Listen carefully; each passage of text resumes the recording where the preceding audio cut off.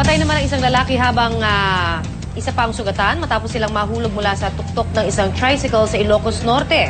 At 6 ang patay matapos araruhin naman ng dump truck ang sinasakyan nila sa North Cotabato. Narito ang Ratchada Provincia.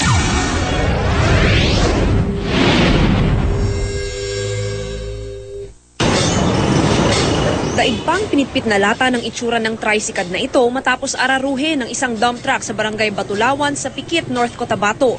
Pero higit na nakapanlulumo ang mga sakay ng tricycad. Sa 7 sakay, 6 ang nasawi kabilang ang isang buntis. Isa naman ang malubhang nasaktan.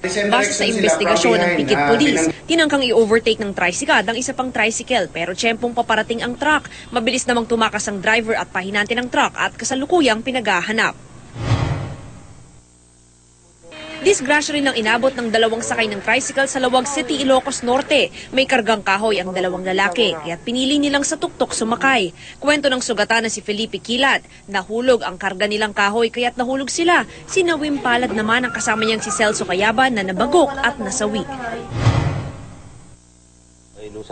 Kalaboso ang 53 anyos na babae matapos tangkaing magpasok ng droga sa Ilocos Norte Provincial Jail. Bibisitahin ni Norma Paleracio ang mister sa kulungan. Pero nang inspeksyonin ng kanyang bag, 2 plastic ng hinihinalang shabu ang natagpuan. Inamin naman ng sospek ang paratang at sinabing napag-utusan lamang ng mister. Nahaharap siya ngayon sa possession of illegal drugs. Para sa unang balita, Mav Gonzalez reporting.